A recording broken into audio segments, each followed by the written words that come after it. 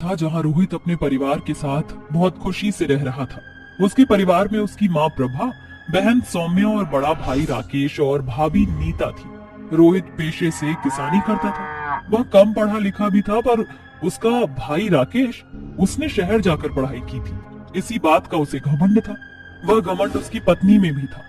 रोहित अपने खेत में हल चलाकर तपती गर्मी में घर आया ही था कि रोटी बनाते हुए भाभी से कहता है, भाभी, मैं घर आ गया। आज बहुत गर्मी थी, थोड़ा सा पानी दे दीजिए। और खाने में क्या बनाया है?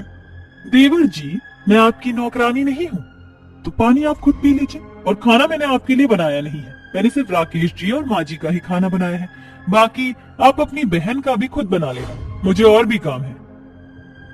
जब देखो भाभी भाभी करके नौकर बनाने का काम करवाता है। जी भाभी। थका हारा खेत से घर आकर रोहित पानी पीकर खुद चूल्हे पर टेढ़ी मेढ़ी रोटी बनाता है तो उसकी बहन कहती है, अरे भैया, आप ये क्या कर रहे हो? मैं बना देती हूँ खाना, आप वैसे भी थक चुके हो। वैसे भैया, भाभी इतनी बेरुखी क्यों करती हैं हमसे? घर की काम में भी हाथ भी नहीं बटाती, सिर्फ अपना काम करती हैं। कोई बात नहीं सौम्या, हम छोटे हैं। तभी सौम्या रोटी बनाकर अपने भाई को खिला देती है, जहाँ भाई भी उसे अपने हाथ से खाना खिलाता है। और घर की बड़ी बहू घमंडी होने के कारण आलसी भी थी। उसे किसी के जज्बातों से कोई मतलब नहीं था, सिर्फ अपने पति से मतलब रखती थी। कभी कभी तो सौम्या रोहित को वो यूं ही सुना दिया करती थी। साथ ही घर में पैसों की बहुत कमी थी, जहाँ बड़ा बेटा अच्छा पैसा कमाता था और किसी को भी नहीं देता था, पर छोटा बेटा अपने खेत में जो भी उगाता उसे बेचकर अपनी माँ बहन का खर्चा चलाता था। पर एक दिन उसके खेत की सब्जी के पेड़ पौधे सब खराब हो गए, यहाँ तक कि पसंदीदा बैगन भी। ये देखकर रोहित अपनी माँ की गोद में सर रखकर कहता है, माँ, मैंने इतनी मेहनत करी थी, इसके बावजूद मेरे खेत में सारी फसल बर्बाद हो गई। अब मेरे पास पैसे भी नहीं है, क्या होगा? चिंता मत कर बेटा, तेरा बड़े भाई पैसे वाला है, उससे पैसे मांग ले और खेत में दोबारा खेती कर, क्या पता कुछ अच्छा हो जाए। मुझे नहीं लगता कि बड़े भैया पैसे देंगे, पर एक बार कहकर जरूर देखूंगा। आखिर सौम्या की शादी का खर्चा भी तो मेरे कंधों पर है, क्योंकि भाई ने पहले ही इनकार कर दिया। ये बोलकर रोहित अपने बड़े भाई राकेश के पास जाकर पैसे मांगता है। तभी वह तेवर दिखाकर कहता है, क्या बोला तुमने? मैं तुम्हें तुम्हारी खेत में उन पेड़ पौधों के लिए पैसे दूं? बिल्कुल नहीं। देखा, अगर आज तू मेरी तरह पढ़ लेता तो गवार नहीं होता। खैर, मैं किसी को एक फूटी कौड़ी नहीं दूंगा, और मैं यहाँ रहूंगा भी नहीं अब तुम जैसे गंवार लोगों के साथ। मैं और मेरी पत्नी शहर में रहकर शहर के तौर तरीके से जिएंगे। भैया, आप जा रहे हैं? आप जानते हैं माँ की तबीयत बिगड़ी हुई है, फिर भी। मुझे कुछ नहीं पता, सब तुम ही करो, मैं तो चला। अगले 2 दिन में ही राकेश अपना सामान बांधकर पत्नी के साथ शहर की ओर रवाना हो जाता है। वहीं दूसरी ओर घर के खर्चे, माँ की दवाई, बहन की शादी को लेकर रोहित के मन में बहुत कुछ चल रहा था, क्योंकि कमाई का जरिया ठप हो गया था। वह दूसरी जगह काम भी करता है तो लोगों से काफी कुछ उल्टा सीधा सुनने को मिलता है। अपनी माँ बहन के पेट को पालने के लिए वह लोगों की सुनता है, फिर एक बार काम से निकाल दिया जाता है। ऐसे में परेशान होकर वह अपने उजड़े हुए खेत में जाता है, जहाँ उसके सारे पेड़ पौधे तहस नहस हो रखे थे। हे भगवान, आपने मेरे साथ ऐसा क्यों किया? इतने परिश्रम के बाद भी मुझे सफलता नहीं मिली, न मेरी नौकरी रही। अब मैं अपने परिवार का ख्याल कैसे रखूंगा? उसके रोते हुए आंसू जमीन पर पड़ रहे थे। तभी जमीन से 2 जड़ निकलती हैं। एक बड़े से पेड़ का रूप ले लेती हैं, जो कि बैंगन का पेड़ होता है। दूसरी जड़ रोहित के पैर को पकड़ लेती है। तभी रोहित का ध्यान जाता है, ये क्या? मेरे पैर में ये जड़ कैसे बन गई? अरे अरे अरे, इसकी जड़ तो कहीं जा रही है, जरा देखता हूँ मैं। अपने पैरों में से वो जैसे जैसे जड़ निकालता है और धीरे धीरे उस जड़ की पहुंच तक पहुंचता है, तो सामने देखता है कि उसके खेत में एक बड़े से बैंगन का पेड़ है, जिसे देखकर वो कहता है, अरे, मेरे खेत में सब कुछ उजड़ गया था, ये इतना बड़ा पेड़ कैसे आया? और इस पर तो बहुत सारे बैंगन भी हैं। रोहित चमचमाते बैंगन को देखकर 2 बैंगन तोड़ता है, जिसके तोड़ते ही वहां 2 नए बैंगन आ जाते हैं और अचंभित होकर कहता है, अरे बाप रे बाप, ये क्या, बैंगन तोड़ने के बाद दोबारा बैंगन आ गए? कहीं ये जादुई बैंगन का पेड़ तो नहीं है? तभी जादुई बैंगन पेड़ खुशी से झूम कर कहता है, तुमने बिल्कुल ठीक पहचाना, मैं जादुई बैंगन का पेड़ हूँ। तुम इतने हताश परेशान थे कि तुम्हारे आंसुओं से मैं पिघल गया और मेरी जड़ जमीन से निकलकर एक बड़े जादुई बैंगन के पेड़ में तब्दील हो गई। अब तुम जितने मर्जी चाहो इस बैंगन को तोड़ सकते हो। ये कभी खत्म नहीं होंगे, न खराब होंगे। इन्हें बेचकर तुम अपने घर की सारी स्थिति ठीक कर सकते हो। अरे सच में? मुझे तो यकीन ही नहीं हो रहा। मेरी मदद करने के लिए बहुत बहुत शुक्रिया। फिर रोहित जादुई बैंगन को तोड़कर अपने गमछे में रखता है। तभी पेड़ पर और बैंगन आ जाते हैं। जादुई बैंगन पेड़ का शुक्रिया अदा करके वो घर पर बैंगन ले जाता है। ये देखकर माँ और बहन कहती हैं, भैया इतने सारे बैंगन कहाँ से लाए? तुम पर तो पैसे नहीं थे। हाँ बेटा, बताना, अभी तक तो तेरे हाथ खाली थे, अचानक कैसे भर गए? माँ ये समझ लो भगवान ने हमारी सुन ली। मेरे खेत में जादुई बैंगन का पेड़ उगा है, जिससे अब हम अच्छी जिंदगी काटेंगे। सौम्या, तुम बैंगन का भरता और बैंगन के पकौड़े चाय के साथ बना दो। उसके बाद मैं मंडी में बैंगन का इतना सस्ता दूंगा कि पूरे बाजार में कोई बेच नहीं रहा होगा। इससे सभी लोग मेरे बैंगन खरीदेंगे। अरे वाह बेटा, ये तो बहुत अच्छी तरकीब है। कुछ ही देर बाद तीनों मिलकर बैंगन के पकौड़े का नाश्ता करते हैं। उसके बाद रोहित मंडी में ढेर सारे बैंगन लेकर बेचने के लिए निकल जाता है। बैंगन ले लो, बैंगन 10 रुपए किलो, सस्ते ताजा ताजा बैंगन ले लो। बड़े बैंगन, छोटे बैंगन, बनाओ इसका भरता, पकौड़ा, सब्जी, अचार। बैंगन बैंगन। अरे आप तो बहुत सस्ते बैंगन दे रहे हो, जरा 1 किलो दे दीजिए। क्या इतने सस्ते बैंगन? मुझे तो 2 किलो दे दीजिए भाई साहब। ये लीजिए आपके बैंगन। कुछ ही देर में एक एक करके रोहित के सारे बैंगन खत्म हो जाते हैं। वह दोबारा से जादुई पेड़ से बैंगन तोड़कर लाता है और मंडी में बेचता है। सस्ते के कारण फिर से बैंगन खत्म करके वह अपने घर लौट आता है, जहां उसकी पहली कमाई बहुत ज्यादा होती है। इससे तीनों खुश हो जाते हैं।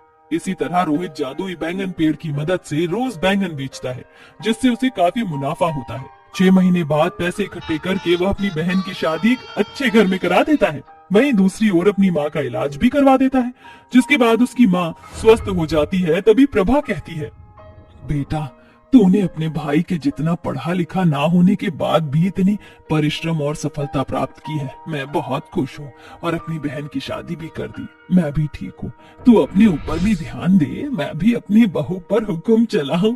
बड़ी बहू बेटों ने तो वो रूप दिखाया जो मैं कभी सोच भी नहीं सकती थी। क्या बोलूं माँ? आप ही कोई अच्छी सी लड़की देख लो जिससे मैं शादी कर सकूं। ठीक है बेटा। ये कहकर प्रभा रोहित के लिए लड़की ढूंढती है। वहीं दूसरी ओर रोहित जादुई बैंगन पेड़ से बैंगन को बेच देता है। उन पैसों से वह गरीब लोगों की मदद करता है और उन्हें भी खाने के तौर पर बैंगन बांट देता है। वह किसी को भी अपने घर से खाली हाथ नहीं भेजता था। शुभ मुहूर्त देखकर प्रभा अपने बेटे रोहित की शादी सुप्रिया नाम की सुशील लड़की से करा देती है, जिसके बाद सुप्रिया घर की सारी जिम्मेदारी संभालती है और रोहित एक अच्छा खासा व्यापारी बनकर खुशी खुशी रहता है। धामू बाजार में ठेले पर सब्जियां बेच रहा होता है। आलू ले लो, प्याज ले लो, टिंडे ले लो, हरी सब्जियां ले लो। आओ आओ भाई, आलू ले लो, प्याज ले लो, टिंडे ले लो। भाई साहब जरा आधी किलो आलू तो देना। हाँ हाँ बहन जी, ये लीजिए, अभी के अभी तोल देता हूँ। धामू आधी किलो आलू तौल देता है और उस औरत को दे देता है, जिसके बाद वह बाजार में ठेले को यहाँ से वहाँ ले जाकर लोगों को सब्जियां बेचता रहता है। इसी प्रकार उसका रोजमर्रा का खर्चा चल रहा था। शाम होते होते धामू कमाए हुए पैसों में से कुछ दवाइयां खरीदता है और घर को लौटने लगता है। अरे भाई, रात हो गई है, मेरी पत्नी और मेरे बच्चे मेरा इंतजार कर रहे होंगे। धामू जैसे ही घर पहुँचता है, उसकी तीनों काली बेटियां घर में साफ सफाई और खाना बना रही होती है। अरे मेरी बच्ची हो, तुम इतनी छोटी सी उम्र में घर के काम क्यों कर रही हो? पिताजी, माँ की तबीयत बिल्कुल भी ठीक नहीं है। सुबह से सिर्फ आपका ही नाम पुकार रही है। हाँ पिताजी, आज उन्हें दवाई लिए हुए पूरे 1 हफ्ता हो गया है। पिताजी, आप पहले माँ के पास चले जाइए। जैसे ही धामू निर्मला के पास जाता है, निर्मला दर्द से करहा रही होती है। देखिए जी, मेरा कुछ नहीं पता कि मैं कब इस दुनिया को छोड़कर चली जाऊं। हमारी 3 बेटियां हैं, अब आपको उनकी जिंदगी बनानी है।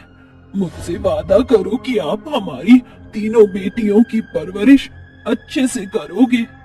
मैं तुमसे वादा करता हूँ निर्मला, मैं अपनी तीनों बेटियों की परवरिश अच्छे से करूंगा। लेकिन तुम ऐसा कुछ मत कहो तुम्हें कुछ नहीं होगा। दामू इतना कह ही रहा होता है कि तभी अचानक से निर्मला की आंखें बंद हो जाती हैं, जिसके चलते दामू बहुत फूट फूट कर रोने लगता है। दामू अपनी पत्नी निर्मला का अंतिम संस्कार कर देता है, जिसके बाद वह सब्जी बेचकर अपनी तीनों बेटियों को पढ़ाने लिखाने का काम शुरू कर देता है। मेरी बेटियों, मैं चाहता हूँ कि तुम अपनी माँ का सपना पूरा करो और पढ़ लिख कर कुछ बनो। मैं तुम्हें किसी काबिल देखना चाहता हूँ। उस दिन के बाद से दामू दिन रात मेहनत करता है और सब्जी बेचने के साथ साथ वह एक फैक्ट्री में काम करना भी शुरू कर देता है। देखते ही देखते कुछ समय बीतने लगता है, जिसके चलते उसकी बेटियां शादी के लायक बड़ी हो जाती हैं। एक दिन दामू फैक्ट्री में काम कर रहा होता है। जिस मशीन में दामू काम कर रहा था, अचानक से वह मशीन खराब हो जाती है और दामू के दोनों हाथ उस मशीन के अंदर आ जाते हैं, जिसके चलते वह बेचारा अपाहिज हो जाता है। पिताजी, पिताजी, ये क्या हो गया आपके हाथों को? पिताजी, ये सब कैसे हुआ और किसने किया? बेटी, इसमें किसी की कोई गलती नहीं है। मेरी ही गलती की वजह से मेरे दोनों हाथ मशीन में चले गए और मैं अपाहिज हो गया। नहीं पिताजी, ऐसा मत कहिए। आपके दोनों हाथ अभी सही सलामत है। हम तीनों बेटियां आपके दायां और बायां हाथ हैं। बेटियों, मैं तुम्हें पढ़ा लिखा तो नहीं पाया, लेकिन तुम्हारी शादियों के लिए मैंने कुछ पैसा जोड़ा है। तुम शादी करके अपना घर बसा लो। आपको इस हालत में कैसे छोड़ सकते हैं पिताजी? अरे बेटिया, बेटी तो पराया धन होती है। एक ना एक दिन तो उन्हें जाना ही होता है। तू क्यों चिंता करती है मेरी बच्ची? दामू की तीनों बेटियां उसकी बातें सुनकर रोने लगती हैं, जिसके बाद बेचारा अपाहिज दामू अपनी तीनों बेटियों के लिए रिश्ते ढूंढना शुरू कर देता है। लेकिन कई कोशिशों के बाद भी उसे अपनी बेटियों के लिए कोई अच्छा रिश्ता नहीं मिल पाता, क्योंकि उसकी बेटियों का रंग सांवला था। अरे भाई साहब, क्या बताएं तुम्हें, आजकल कोई भी काली या सांवली लड़कियों से शादी नहीं करना चाहता। सबको तो अपने घर में गोरी बहू चाहिए। जैसे पंडित जी, मैं अपनी तीनों बेटियों की शादी अच्छे घर में करना चाहता हूँ। उसके चलते मुझे जितना दहेज देना होगा मैं वो भी दे दूंगा। अच्छा, ऐसी बात है? तो फिर ये देखो, ये 3 लड़के तीनों भाई हैं और अच्छे घर से हैं। तीनों खुद की कंपनी चला रहे हैं। दामू को वह तीनों लड़के पसंद आ जाते हैं। पंडित जी, मुझे रिश्ता मंजूर है। जितनी जल्दी हो सके इन लड़कों से मेरी तीनों बेटियों की शादी की बातचीत आगे बढ़ाओ।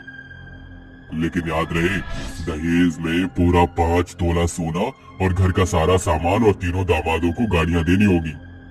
दामू दहेज के लिए तैयार हो जाता है, जिसके बाद वह उन तीनों लड़कों से अपनी तीनों बेटियों की शादी कर देता है। शादी के बाद जब वह तीनों अपने ससुराल में आती हैं, तो घर पर आए हुए मेहमान उन्हें देखकर कहते हैं, अरे जरा देखो तो सही, विमला की बहू कितने सांवले रंगत और काले चेहरे वाली है। हाँ बहन, तुम सही कहती हो। ऊंची दुकान, देखे पकवान, जितने ये अमीर है उतनी ही इनकी बहू काली है। तभी वहाँ विमला आ जाती है। मैं बहुत देर से सोच रही थी कि पूरी पार्टी में ऐसे लोग कहाँ चले गए जो अपने मनोरंजन के लिए लोगों का मजाक उड़ाते हैं। देखा, मैंने तुम्हें ढूंढ लिया। तो मेरी बहुओं का मजाक उड़ाकर तुम्हें कैसा लगा? हमने तो वही कहा जो सच है। अच्छा, ऐसी बात है तो फिर तुम काली क्यों हो? अरे काला होना कोई पाप नहीं है। ये तो ऊपर वाले ने ही 2 रंग बनाए हैं और मुझे तो मेरी बहू बहुत सुंदर लगती है। विमला की बात के आगे कोई कुछ नहीं कह पाता। वहीं विमला की तीनों बहू ये सब सुनकर बहुत खुश होती हैं। लेकिन शादी के बाद सभी फंक्शन के बाद विमला अपनी बहुओं से कहती है, देखो, इस घर के कुछ कायदे और कानून हैं। हमारे घर की बहू बाहर नहीं जाती। जो चाहिए उसे इस घर में ही मिल जाएगा। बाकी के नियम धीरे धीरे सीख जाओगी। ये कहकर वो वहाँ से चली जाती है। अरे, मुझे तो लगा था कि हमारी सास बहुत अच्छी है, लेकिन ये तो बहुत सख्त है। लेकिन हम तीनों को अपनी माँ का और अपने पिता का सपना भी तो पूरा करना है, और उसके लिए हमें पढ़ाई के साथ साथ बाहर भी जाना होगा। ये सब कैसे होगा? तीनों बहनों को अपनी माँ का सपना पूरा करना था, जिसके चलते वो अपने ही घर में छुप छुप कर पढ़ाई शुरू कर देती हैं। जब रात के समय घर के सभी सदस्य सो जाते हैं, तब तीनों बहनें अपनी किताब निकाल कर पढ़ाई शुरू कर देती हैं। देखते ही देखते वह तीनों बहनें पढ़ाई करके कुछ न कुछ बन जाती हैं। निशा डॉक्टर की पढ़ाई पूरी कर लेती है, आयशा वकील की और राधा कलेक्टर की। जिसके बाद वह तीनों अपने पिता के पास जाती हैं। पिताजी, देखो, मैं वकील बन गई और मैं कलेक्टर बन गई। देखो पिताजी, मैं भी डॉक्टर बन गई। आपका सपना हम तीनों बहनों ने पूरा कर दिया। आज तो सच में तुम तीनों ने मिलकर मेरा नाम रोशन कर दिया। तुम्हारी माँ यह देखकर बहुत खुश हुई होगी। तभी वहां अचानक से विमला अपनी कुछ बिगड़ैल सहेलियों को लेकर पहुंच जाती है, जिसे देखकर निशा, आयशा और राधा तीनों बहुत डर जाती हैं। माफ कर दीजिए माँ जी, हम अपने पिताजी का सपना पूरा करना चाहते थे, इसलिए हमने पढ़ाई की। अरे बहू, तुम क्यों माफी मांग रही हो? माफी मांगने के लिए तो मैं इन्हें लेकर आई हूँ। ये वही औरतें हैं जिन्होंने ये कहा था कि मेरी सावली बहू किसी लायक और किसी काबिल नहीं। तो देख लिया तुम सबने कि रंग और रूप कुछ मायने नहीं रखता। असल जिंदगी में इंसान की समझदारी और उसकी अच्छाई ही मायने रखती है। हाँ विमला, तुम सही कहती हो, हमें माफ कर दो। हमें तुम्हारी बहुओं के बारे में ऐसा नहीं कहना चाहिए था। विमला अपनी तीनों बहुओं को गले से लगा लेती है और उन्हें फक्र से अपने घर वापस लेकर जाती है, जिसके बाद वह सभी एक साथ खुशी खुशी रहने लगते हैं।